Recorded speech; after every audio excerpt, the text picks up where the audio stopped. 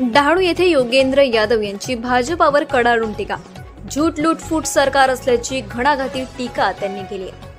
विचारांच्या ताकदीने लढाई जिंकता येते असे डहाणू विधानसभेचे उमेदवार आमदार विनोद निकोले यांनी डहाणूच्या सभेत सांगितले.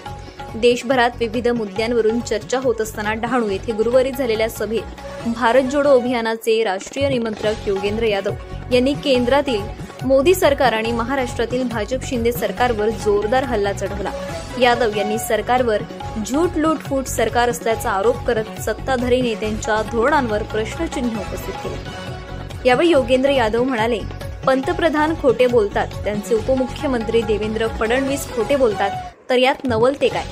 जनतेच्या विश्वासासोबत खेळ करणाऱ्या या नेत्यांना यंदाच्या निवडणुकीत त्यांची योग्य जागा दाखवून द्या.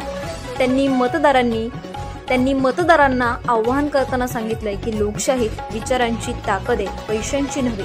यादव यांनी इतिहासातील उदाहरणांचा उल्लेख करून मतदारांना विचारपूर्वक मतदान करण्याचे आवाहन केले.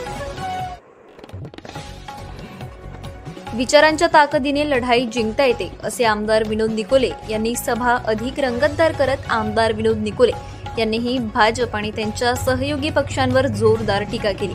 भाजप आणि त्यांच्या मित्र पक्षांनी विकासाच्या नावाखाली सामान्य जनतेची फसवणूक केली आहे. इथल्या आदिवासींच्या हक्कासाठी संघर्ष करणे हे आपले कर्तव्य आहे आणि याची आम्ही वचनबद्धता ठेवतो असे निकोले यांनी ठासून सांगितले. त्यांनी भाजपच्या विकासाच्या घोषणांवर टीका करत म्हणाले की पैशाच्या जोरावर नव्हे तर विचारांच्या ताकदीने लढाई जिंकता येते हे इतिहासाने अनेकदा सिद्ध केले.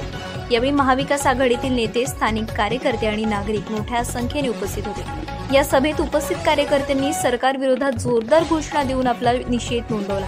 कार्यकर्त्यांनी दिलेल्या जोरदार समर्थनामुळे सभा अधिक प्रभावी ठरली. ये जो महायुति की सरकार है, मैं कहता हूं महाठगबंधन की सरकार है.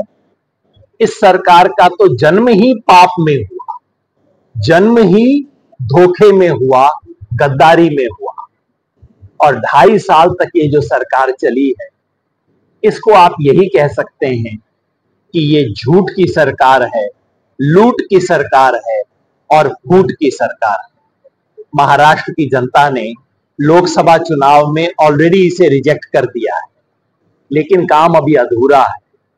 मुझे विश्वास है कि विधानसभा चुनाव में महाराष्ट्र की जनता इस अधूरे काम को पूरा करेगी और इस लूट झूठ और फूट की सरकार को किनारे पे लगाएगी. मुझे बेहद खुशी है कि आज यहाँ डहाणू में हम अपनी बात को रख रहे हैं, जहां से मार्क्सवादी कम्युनिस्ट पार्टी के आमदार भाई विनोद यहाँ पे ऑलरेडी आमदार हैं और जिनके पक्ष में पूरी महाविकास आघाड़ी के पूरी तरह से जुटे हुए. और मेरी आशा है कि पिछली बार जो 4,500-5 हजार के मार्जिन से जीत हुई थी, इस बार कम से कम 25,000 के मार्जिन से जीत होगी. ऐसा मुझे लोगों ने वायदा दिलाया है और मेरा विश्वास है कि ऐसा होगा.